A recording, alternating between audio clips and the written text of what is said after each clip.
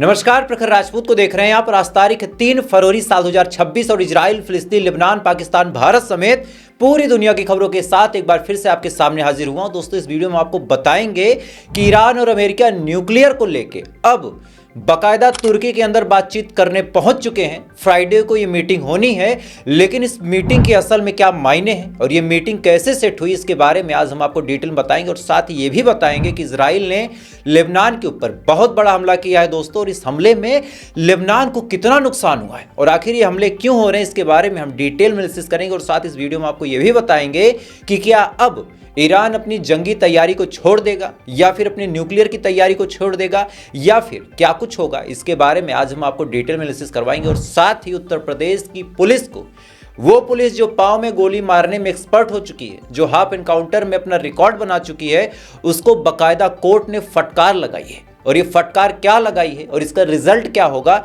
इसको जब आप सुनेंगे तो सुनने के बाद आज आपके पैरों तले जमीन खिसक जाएगी। और साथ ही भारत की 2-3 बहुत बड़ी बड़ी खबरों के बारे में इस वीडियो में आपसे बातचीत करेंगे। यानी यकीन मानिए दोस्तों, आज की खबर बहुत ज़्यादा अहम है, बहुत ज़्यादा इंपॉर्टेंट है। इस वजह से वीडियो को लास्ट तक जरूर देखिएगा। चैनल पे नए हैं तो वीडियो को लाइक कर लें, चैनल को सब्सक्राइब करके अपना प्यार जरूर दे दें, ताकि जब भी मैं आपके सामने वीडियो लेके आऊँ तो वो वीडियो आपसे मिस ना हो। लेकिन कल मैं वीडियो नहीं ले पाया, बहुत सारे लोग कमेंट कर रहे थे कि भाई कहाँ हो, खबरें अहम थी, लेकिन मजबूरी ऐसी थी कि अचानक से कैमरा मेरा टूट गया था।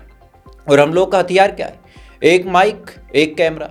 कैमरा ही नहीं है तो फिर वीडियो बनेगी कैसे। तो आनन फानन में एक नए कैमरा का व्यवस्था किया गया, इंतजाम किया गया, लेकिन उसके लिए भाई पैसे चाहिए, पैसे एडजस्ट किए गए, फिर कैमरा लाया गया और 12-14 घंटे के बाद आपके सामने एक बार फिर से वीडियो लेके हाजिर हुआ हूँ। तो यूं ही प्यार बनाए रखिएगा। और अब सबसे पहले खबरों के बारे में बात करते हो। सबसे पहले हम ईरान की खबरों के बारे में बताएंगे। तो ईरान और अमेरिका अब जुम्मे वाले दिन यानी फरवरी में, इसी शुक्रवार को, जो अगला शुक्रवार आएगा, इस दिन बाकायदा मीटिंग करेंगे।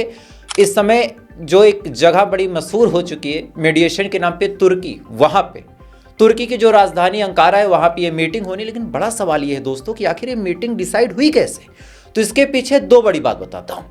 पहला तो आप ये जान लीजिए कि जो तुर्की है वो नाटो का मेंबर है, और नाटो का मेंबर होने के नाते दोस्तों तुर्की अमेरिका के ऊपर दबाव बना सकता है, क्योंकि दोनों एक दूसरे के साथ डिफेंस में एलाइज हैं। और ये माना जाता है कि अगर एक के ऊपर हमला हुआ तो दूसरा उसमें सपोर्ट करेगा। तो फिर यहाँ जब अमेरिका लड़ने के लिए आ रहा था और तुर्की नाटो का मेंबर है, तो ऐसे हाल में तुर्की को अपना पक्ष रखना था। और एक बात तुर्की को बहुत क्लियरिफिकेशन के साथ पता थी कि अगर अमेरिका और ईरान की जंग होती है तो खामनेई साहब ने बड़े साफ तौर पर यह कहा था कि ये कोई 2 देश की लड़ाई नहीं होगी, ये रीजनल वार होगी, यानी पूरे इलाके की लड़ाई होगी। हम हर देश पे हमला करेंगे, क्योंकि मरता क्या ना करता। तो ऐसे हाल में तुर्की पहुंच गया अमेरिका के पास। सारी सिचुएशन उसने समझाई कि देखो ऐसा है कि ईरान की जो ताकत है बहुत बढ़ चुकी है और ईरान को हराना अब लगभग नामुमकिन है। और हम बातचीत कर रहे हैं ईरान से। ईरान अगर मान जाता है तो आपकी इज्जत बच जाएगी, क्योंकि अगर ईरान से आप लड़ने जाते हैं तो आपकी बेइज्जती फिक्स है। ऐसे हाल में अमेरिका फौरन रेडी हो गया, क्योंकि अमेरिका बार बार डील कर ही रहा था। अब ईरान कैसे रेडी हुआ वो आप जान लो। इन्होंने 5-6 देशों ने ईरान से बातचीत की और कहा कि देखो भैया, ऐसा है, आपके बगल में हमको रहना है और हम आप पड़ोसी हैं, और हमारे आपके ताल्लुकात अगर बेहतर नहीं होंगे तो क्या आप अकेले रहना चाहते हैं। ईरान ने भी ये बात सुनी जब, तो उसको भी लगा यार सही बात है, मेरे साथ कोई है नहीं, मतलब किससे मैं बातचीत करूँ एक तरह से देखा जाए तो ईरान को भी लगा कि यार जंग होगी तो हम तो अमेरिका के एयरक्राफ्ट कैरियर डुबो देंगे, तो फिक्स है, लेकिन हमारे भी आवाम में नुकसान होगा। और उसके पीछे वजह दोस्तों ये है कि अमेरिका जानबूझ के सिविलियन इलाके पे हमला करेगा ही करेगा, ताकि मासूम मारे जाएं और मासूम अपनी सरकार पे भड़क जाए। ऐसे हाल में ईरान भी तैयार तो हो गया, लेकिन ईरान के जो जनरल हैं उन्होंने बहुत बड़ी बात की। जो जनरल हैदरी हैं उन्होंने साफ तौर पर कहा है दोस्तों कि वो इस चीज़ को अमेरिका को बता देना चाहते हैं कि अगर बातचीत करने के लिए अमेरिका टेबल पे आ रहा है तो कम से कम कुछ सोच के आए। मतलब अगर अनाप शनाप बकने की गलती की या फिर अनाप शनाप नेगोशिएशन करने की कोशिश की तो ये अमेरिका की आखिरी गलती होगी। इस बात को अमेरिका समझ ले। यानी इस बार ध्यान दीजिए तो तुर्की के सामने भी जो ईरान है वो हमलावर है। ऐसा नहीं है कि ईरान कह रहा है कि ठीक है यार मीटिंग करा दो। ईरान बहुत बुरी बुरी धमकी देते हुए कह रहा, अब तक इससे अमेरिका गरज रहा था कि हमसे डील कर लो, अदरवाइज हम ये कर देंगे, हमसे बातचीत करो, अदरवाइज हम वो कर देंगे। अब सेम चीज ईरान कह रहा है कि मीटिंग कर रहे हो तो ठीक है, लेकिन इस बात को समझ लेना कि बदतमीजी करने की गलती मत करना, वरना अंजाम बहुत बुरा होगा। इसी बीच जब ये मीटिंग फिक्स हो रही है, तमाम चीजें भी हो रही हैं, जो ईरान है अपनी तैयारियों में कहीं भी नहीं चूक रहा। क्योंकि ईरान को एक बात पता है कि इजराइल और अमेरिका तो अपने बाप के सगे नहीं है, ये किसी के भी सगे नहीं, इनके ऊपर भरोसा नहीं किया जा सकता। दैट्स वाई आज ईरान ने फिर अपना सर्विलांस ड्रोन छोड़ा और बाकायदा अब्राहम लिंकन जो एयरक्राफ्ट कैरियर है उसकी लोकेशन पता करने की कोशिश की, ये जानने की कोशिश की कि अगर पीठ पीछे हमारे साथ धोखा हुआ तो हम रिटेलिएट कहां करेंगे। यानी आज जो ईरान के ड्रोन है बाकायदा सर्विलांस मोड में थे, उन्होंने अब्राहम लिंकन जो एयरक्राफ्ट कैरियर है अमेरिका का उसके बारे में पता करना शुरू किया कि आखिर इसको कहां छुपा के रखा है। और बहुत ज़्यादा चांसेस हैं जब तक आप ये वीडियो देख रहे हो तब तक वो प्रीशियस लोकेशन बाकायदा मिल भी चुकी हो। तो ईरान इस बात में बिल्कुल भी कोताही नहीं बरत रहा कि अगर धोखे से हमला हुआ तो हम क्या करेंगे। खैर, इसी बीच एक बहुत बड़ी अपडेट दोस्तों लेबनान से निकल के सामने आ रही है और ये अपडेट अभी बताना बिल्कुल लाजमी है। आज लेबनान के ऊपर इजराइल ने बहुत बड़ा हमला किया है और हमला इतना भयानक था कि कई जगह ऐसी थी जो दहल उठी। इसके बारे में डिटेल में आपको बताऊं उससे पहले आप एक बार हमले का वीडियो देखें।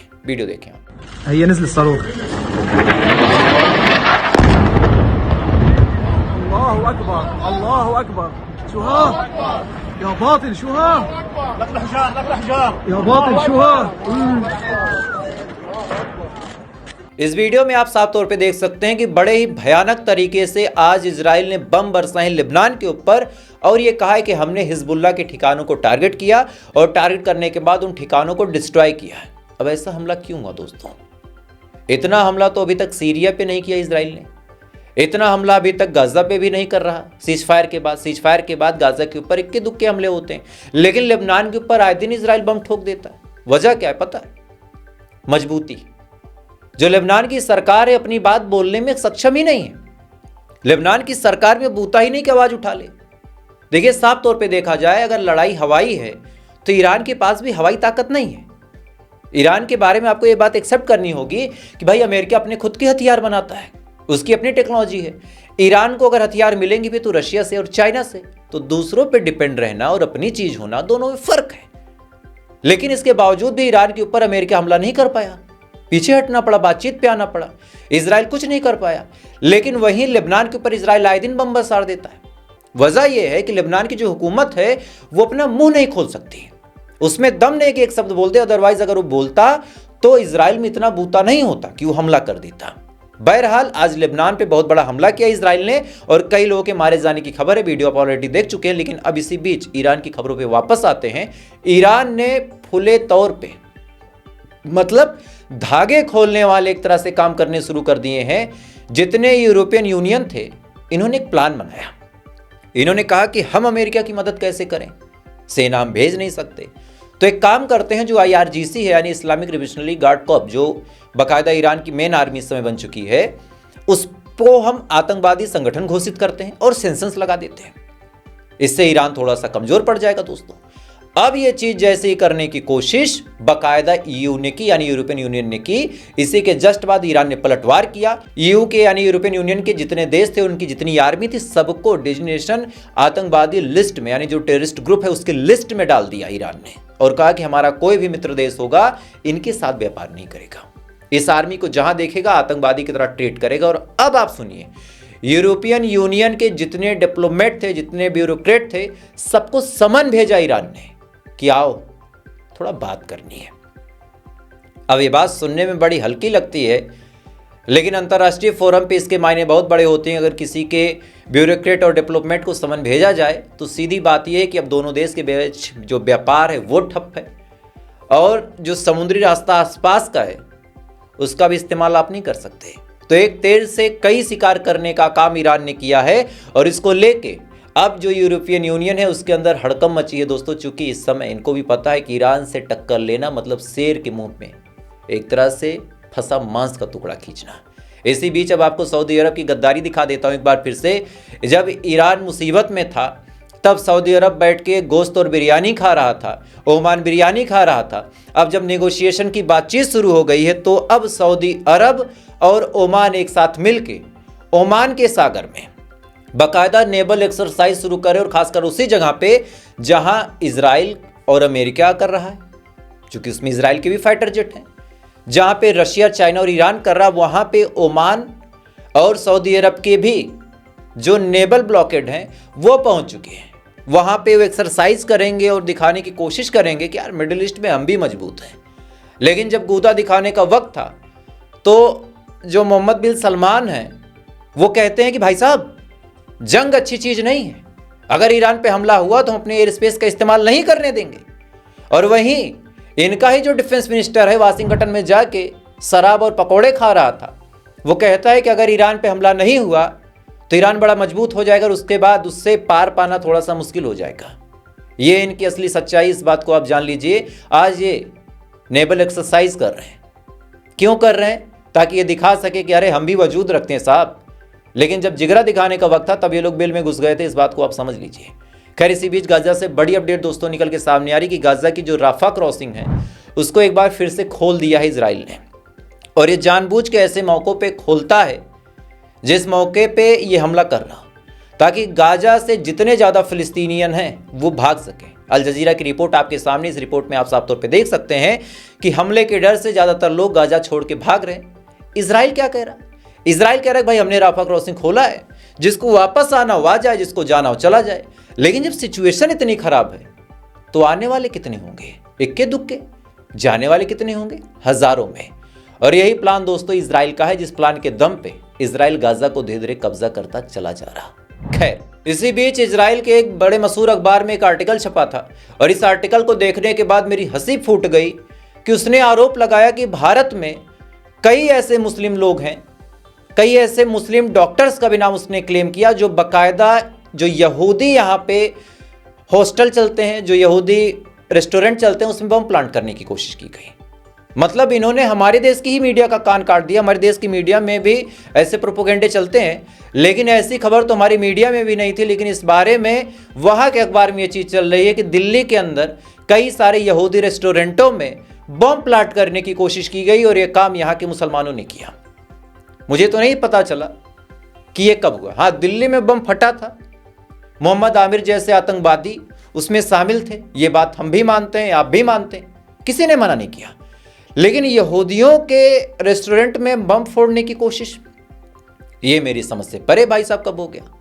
अब सुनिए, ईरान से एक ऐसी रिपोर्ट आपको बताऊंगा दोस्तों, जिसको सुनने के बाद आज आपके पैरों तले जमीन खिसक जाएगी।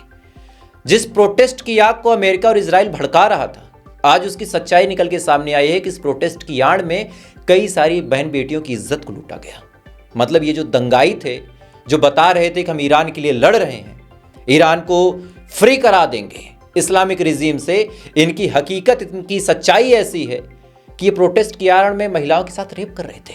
रिपोर्ट आपके सामने, आप अपनी स्क्रीन पे देख सकते हैं कि महिलाओं के साथ सेक्सुअल असॉल्ट किया गया प्रोटेस्ट के नाम पे।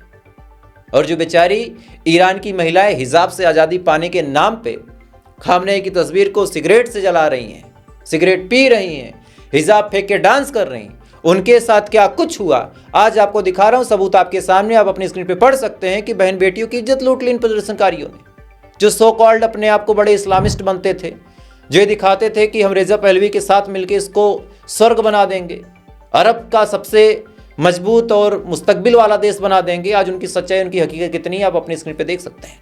खैर, इसी बीच अब आपको भारत की एक बहुत बड़ी खबर बताता हूं। हाई कोर्ट ने योगी सरकार को फटकार लगाई है, और इस फटकार में योगी सरकार की पुलिस के ऊपर सवाल उठाते हुए कहा कि जो यूपी की पुलिस है वो अपने सीनियर को खुश करने के लिए और प्रमोशन पाने के लिए जानबूझ के ऐसे कामों को करती है, जैसे जबरदस्ती किसी को पकड़ लेना, पाँव में गोली मार देना, उसके पास एक कट्टा दिखा देना और दिखाते हुए कहना कि साहब हम तो इसको पकड़ने गए थे, इसने हमारे ऊपर फायर किया, हमने गोली मार दी। यानी जो ऑपरेशन लंगड़ा चला था, पैर में गोली मार के लंगड़ा कर देने वाला, जिंदगी बर्बाद कर देने वाला, उसकी सच्चाई हाई कोर्ट में दोस्तों खुल चुकी है। और हाई कोर्ट ने फटकार लगाई और कहा कि हम उत्तर प्रदेश को पुलिस स्टेट नहीं बनने देंगे, यानी यहां पुलिस तानाशाही नहीं कर सकती। अब देखना होगा कि ग्राउंड लेवल पे कितनी हकीकत में ये चीजें अप्लाई होती हैं, क्योंकि हाई कोर्ट इस मामले में बड़ा अच्छा खासा नाराज है दोस्तों। खैर, इसी बीच दोस्तों बलूचिस्तान से बहुत बड़ी अपडेट निकल के सामने आ रही कि बलूचिस्तान के जो लोग हैं फियादीन हमले करके 200 से 250 पाकिस्तानी सोल्जरों को मार चुके हैं। हालांकि जो आंकड़ा पाकिस्तान की सरकार ने बताया है वो तो महज 80 या 90 का बताया, लेकिन फियादीन हमले कर करके कम से कम 200 से 250 सैनिकों को मारा गया। और किस हिसाब से जो बलूचिस्तान के लोग हैं, बलूचिस्तान लिबरेशन आर्मी के जो जवान हैं, वो पाकिस्तान के अंदर मटर गश्ती कर रहे हैं, जगह खाली कर दी पाकिस्तान के सैनिकों ने। उसका वीडियो एक बार देखें आप, कैसे बाइक से एक लोग जा रहे हैं, देखें वीडियो।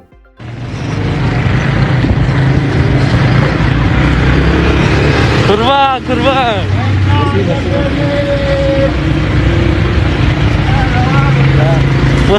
जिंदगी व सवार। इस वीडियो में आप साफ तौर पे देख सकते हैं कि किस हिसाब से जो बलूचिस्तान लिबरेशन आर्मी के लोग हैं वो धड़ल्ले के साथ पूरे पाकिस्तान के क्वेटा जैसे इलाकों में घूम रहे हैं, मौज मस्ती कर रहे हैं। और ये चीज़ें पिछले कई दिनों से चल रही है और पाकिस्तान की आर्मी में इतना दम नहीं कि इनको पीछे कर सके। पाकिस्तान का रोना शुरू हो गया है। पाकिस्तान ने कहा कि ये बलूच जो लगातार हमारे ऊपर हमला कर रहे हैं, इस हमले में भारत का हाथ है। भारत ने भी कहा कि भाई साहब हमारा कोई हाथ नहीं। वैसे ही जैसे जब पहलगाम हमला होता है, वैसे ही जब पुलवामा अटैक होता है, तो जब तुम्हारा हाथ नहीं होता, जब हमारे यहाँ दिल्ली में ब्लास्ट हुआ तुम्हारा हाथ नहीं था, हमारे यहाँ ताज होटल पे हमला हुआ तुम्हारे यहाँ का कसाब पकड़ा गया, ओसामा बिन लादेन तुम्हारे यहाँ मिला, लेकिन तुमने कहा कि भाई हमारा कोई हाथ नहीं है। तो आज तुम्हारे ऊपर जो हमला हो रहा है हमारा भी कोई हाथ नहीं है। मतलब भारत सरकार इस समय मजे ले रही है और पाकिस्तान की जो आर्मी है उसकी पतलून गीली हो जा रही है। खैर, तो फिलहाल अभी के लिए बस इतना ही। बाकी थोड़ी देर बाद आपसे फिर मुलाकात होगी ऐसी बहुत सारी खबरों के साथ। चूंकि इस समय ईरान जो मीटिंग करने वाला है उस मीटिंग में क्या कंक्लूजन आएगा वो जानना बिल्कुल जरूरी है, तो मैं आपको बताऊंगा। और साथ ही चाइना ने अमेरिका को खुला चैलेंज दिया और अमेरिका को घुटने पर लाने की पूरी प्लानिंग चाइना ने बना ली है। और इस प्लानिंग का क्या रिजल्ट आएगा अगली वीडियो में आपको बताऊंगा। और साथ ही अमेरिका का क्या प्लान है वो भी हम आपको डिटेल बताएंगे। यानी यकीन मानिए अगली वीडियो बहुत ज़्यादा अहम होगी, बहुत ज़्यादा इंपॉर्टेंट होगी। इस वजह से वो वीडियो आपसे मिस ना हो, इस वजह से चैनल पे अगर आप नए हैं तो वीडियो को लाइक करके चैनल को सब्सक्राइब जरूर कर लें, ताकि जब भी मैं वीडियो लाऊं सबसे पहले आप देखें। बाकी थोड़ी देर बाद आपसे फिर मुलाकात होगी ऐसी किसी खबर के साथ। तब तक आप अच्छे रहें, खुश रहें, अपना ख्याल रखें, अपने देश का ख्याल रखें। जय हिंद, ऊपर वाला आपकी हिफाजत करे।